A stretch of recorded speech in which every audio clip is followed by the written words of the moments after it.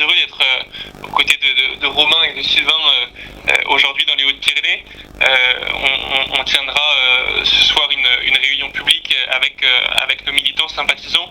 L'enjeu, c'est pour nous de dire qu'il y a une troisième voie dans ces élections européennes, qu'on refuse le duel qu'on cherche à nous imposer entre Macron et Le Pen. On a cherché à nous l'imposer, on nous l'a imposé en 2017, en 2019, en 2022, pas cette fois-ci. Cette fois-ci, il faut absolument que les électeurs comprennent que le clivage structurant au Parlement européen, c'est la droite contre la gauche. La gauche, c'est M. Glucksmann qui l'incarne. La droite, c'est M. Bellamy qui l'incarne. Nous, on soutient François-Xavier Bellamy parce que, d'une part, c'est le candidat des résultats, celui qui a gagné des batailles. Et pour nous, quand on est de droite, on croit au travail, on croit au mérite. C'est des valeurs qui nous parlent. Et celui qui est sérieux, compétent et travailleur, c'est François-Xavier Bellamy. Il a obtenu des batailles sur le pouvoir d'achat, la défense du nucléaire, la réforme du marché européen d'électricité.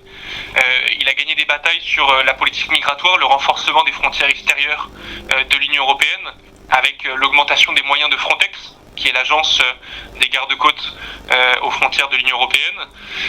Il a obtenu une bataille sur la question environnementale, la taxe carbone qui a été mise en place et qui permet de taxer les produits importés qui ne respectent pas nos normes environnementales. Maintenant, il faut aller plus loin sur cette taxe carbone, la développer, la généraliser pour tous les produits manufacturés. Il faut aller plus loin sur la défense de nos industries, permettre l'émergence de champions industriels en révisant les règles de la concurrence, augmenter encore les moyens de Frontex pour réellement protéger nos frontières extérieures de l'Union européenne, parce que la question migratoire, c'est une question nationale et aussi européenne, qui doit être gérée avec nos partenaires, avec nos alliés. Donc on a à la fois ce bilan, qui je pense est un atout, parce que tous les candidats aujourd'hui qui se présentent au suffrage des Français l'étaient quasiment tous déjà en 2019. Jordan Bardella n'a pas obtenu de résultat à Bruxelles, au Parlement européen, à Strasbourg. Valérie Hayé, la candidate macroniste, elle a voté avec les écolos et les socialistes. D'ailleurs, c'est elle qui le dit, hein, c'est pas nous. Elle dit j'ai 90% de vote commun avec Glucksmann. Voilà. Bon, c'est pas nous nos convictions. Raphaël Glucksmann, il a soutenu Jean-Luc Mélenchon à la dernière présidentielle.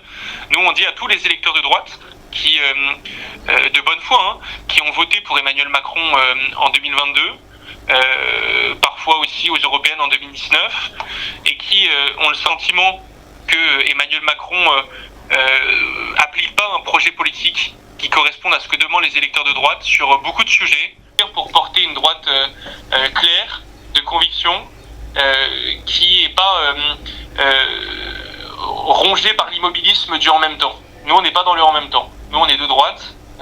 Et cette droite-là, je pense qu'elle pourra retrouver la confiance des Français, mais si elle arrive à franchir cette première étape que sont les européennes.